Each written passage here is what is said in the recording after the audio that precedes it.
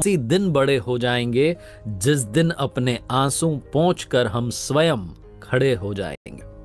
नमस्ते दोस्तों, मैं हूं आरजे कार्तिक। एक बड़ी छोटी सी कहानी एक गांव की, जहां के किसानों की किसी बात से नाराज होकर के, क्रोधित होकर के इंद्रदेव ने कह दिया कि आपके यहां अब 12 वर्षों तक फसल नहीं होगी, क्योंकि 12 वर्षों तक वर्षा नहीं होगी, बरसात नहीं होगी। गांव के किसान बड़े परेशान हुए कि ये क्या हो गया। उन्होंने दोबारा से प्रार्थना की, इंद्रदेव को प्रसन्न करने के बहुत सारे प्रयास किए।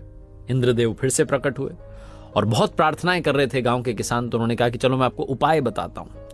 इसका उपाय यह है कि अगर भगवान शिव जी अपना डमरू बजा दें, तो जिस दिन वो डमरू बजा दें, जिस क्षण वो डमरू बजा दें, उसी क्षण आपके गांव में बारिश हो जाएगी। लेकिन आपको उनको प्रसन्न करना होगा। और उधर इंद्रदेव ने जाकर के भगवान शिव जी से आग्रह कर लिया कि प्रभु कुछ भी हो जाए, आप वो डमरू मत बजाना। गांव के जो किसान हैं उनकी बात से मैं नाराज हो गया हूं और प्रसन्न हो गया हूं और मुझे क्रोध आया, तो मैंने कह दिया अब आप मेरी बात रख लेना। गांव के किसानों ने प्रार्थना की प्रभु को प्रसन्न करने की, भगवान शिव जी को प्रसन्न करने की।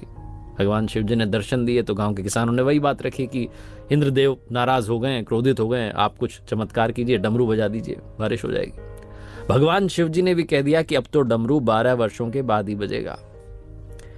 गांव के किसानों को लगा कि अब तो कुछ भी नहीं हो सकता, हमने सारे प्रयास, सारे प्रयत्न कर लिए, अब क्या करें। तो गांव के जो किसान थे वो अपने अपने घरों में रहने लगे। उन्होंने काम धंधा छोड़ दिया। जब बारिश होगी नहीं, खेत में जाने का मतलब क्या, जब फसल ही नहीं होगी। लेकिन एक किसान था जो हर सुबह अपना हल लेकर के चल पड़ता था, खेत को जोतता था, निदाई गुड़ाई सारे काम करता था, जो फार्मिंग के सारे काम है। और बाकी के जो गांव के लोग थे, जो किसान थे, वो मजाक उड़ाते थे कि तुम पागल हो गए हो।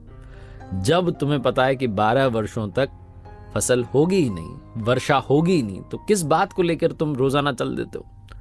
तो जो किसान जो कि रोज जाता था अपने खेत में, वो कहता था कि मैं रोजाना जाता हूं ताकि कहीं मैं खेती करना ना भूल जाऊं, किसानी करना ना भूल जाऊं।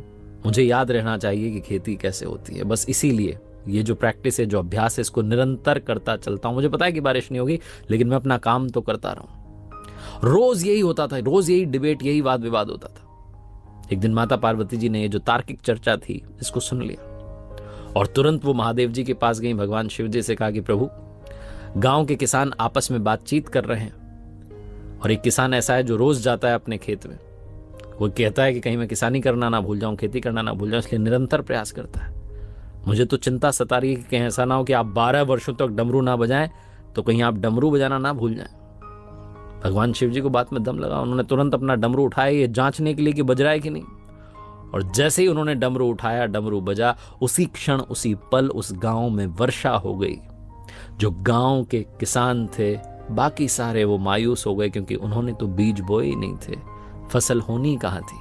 लेकिन वो एकमात्र किसान जो निरंतर जाता था, उसके खेतों में कुछ समय के बाद में फसल लहलहाने लगी। बहुत छोटी सी कहानी जो ये सिखाती और समझाती है कि डमरू कभी भी बज सकता है। इसीलिए अपनी ओर से मेहनत करना मत छोड़िए, अभ्यास करना मत छोड़िए, निरंतर प्रयत्न करते रहिए। जब आपको लगता है कि सारे दरवाजे बंद हो गए, तो पता नहीं कब कहां से कोई खिड़की खुल जाए और आपको उम्मीद की किरण नजर आ जाए।